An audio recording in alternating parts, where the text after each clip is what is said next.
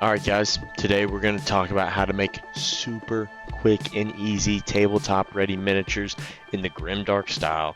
Let's get into it. Alright guys, so we're going to go ahead and start by base coating this thing in a clay red.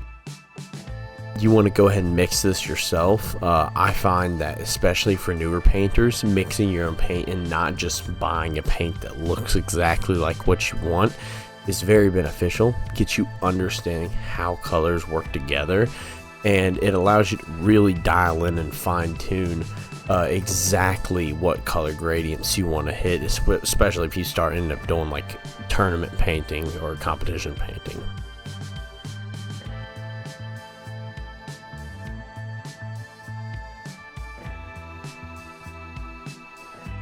So the goal for this clay red base coat is actually going to be more of like a rust effect. You're going to see that coming up when I go ahead and put a quote-unquote base coat of black over this with a sponge. We're going to allow some of that red to peer through, then go back in and kind of edge highlight quote-unquote again for that red to make it look like a more rough edge of rust and, you know, just beat up armor. Make sure your black is thinned out just a little bit. We still want it to have these like punchy looking effects where, you know, it almost looks like chipped paint in a way, but we at the same time don't want it to completely cover up that red with every single press down of the sponge.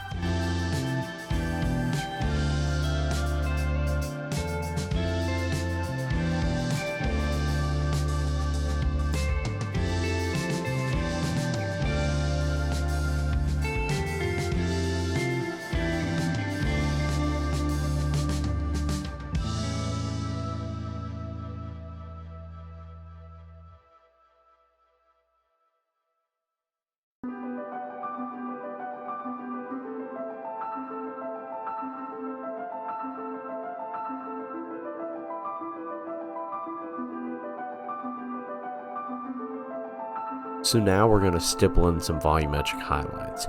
If you're not quite sure how to do that, there's great tutorials online where you're just basically looking at a shape of an object and the way that light bounces around it. Because this is a very dark armor, it's not very reflective, we really only need one highlight tone on each side. We don't need any under highlights or anything like that. So we're just going to block these in using a somber gray on that black armor. Don't worry, we're still going to go with red arms on this miniature. It just helps having those highlights there to know where we're going to place them later.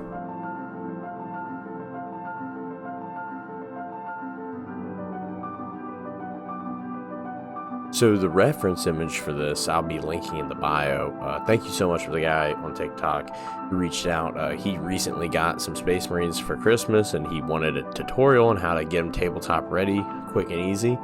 I hope I deliver for that. You know, if you do like it though, please let me know. I'd love to do a more in-depth guide on this to maybe, you know, show how to just make your heroes and kind of main army pieces stand out a little bit more. We can definitely push their limits just a tiny bit, get them maybe to that display case level, and really make them pop in the army. So one of the things that you just saw me do right there was actually going ahead and base coating the trim on those pauldrons. I personally do this because I think it gives a more even tone to the metallics that you lay down. Now, some metallics like the Vallejo are really punchy and they really don't need that, so that's a step you can honestly skip. I'm just used to doing it, so my brain just went autopilot on there. But a key thing with these true metallic colors you got to keep in mind is you need to create shadow in them. You just throw that on, it is going to be way too bright and overtake your miniature. So how do we make shadow? Take a contrast paint. For me, I have some Army Speed painters. I took a Grim Black, watered it down quite a bit, and just slowly added some shadows in there. It's the same idea as the volumetric highlights. Copy the angle that light is hitting, high or shadow up until that point, and then you get these really nice bright highlights and these dulled down metallics. This is the one step that I would really recommend taking your time on, more so than the other steps in the past, because you can easily go back and forth between the paints in the previous steps up until this point. The metallics, if you spill over, it is going to be a pain to try to cover that up. You're going to probably have to go over it with a black, maybe 2 coats, and then finally add in whatever color was on top. It'll probably not blend in well, so just take your time with it. If you do spill over, it isn't a big deal. If you're taking your time, you most likely won't spill over too much, which will be a lot easier to clean up than, just dumping your brush right into the middle of the pauldron. So time for my least favorite part is the helmet. I normally love doing helmets, but for the specific tabletop standard video, we're using a semi-dry brush technique, and I hate dry brushing. I'm still doing more of the stipple with it's more of a wet brush than a dry brush, but still that kind of fanned out look, just blocking in the volumetric highlights as we go. I started here with a bone white, which is kind of like a creamy white, and then a little bit of black, making it more of like a creamy gray. Then I'm adding in just white to that mixture. Any white will do, you don't want anything specific. Building up the highlights, edge highlighting, of course. And when you're done with the edge highlights, again, don't spend too much time on this.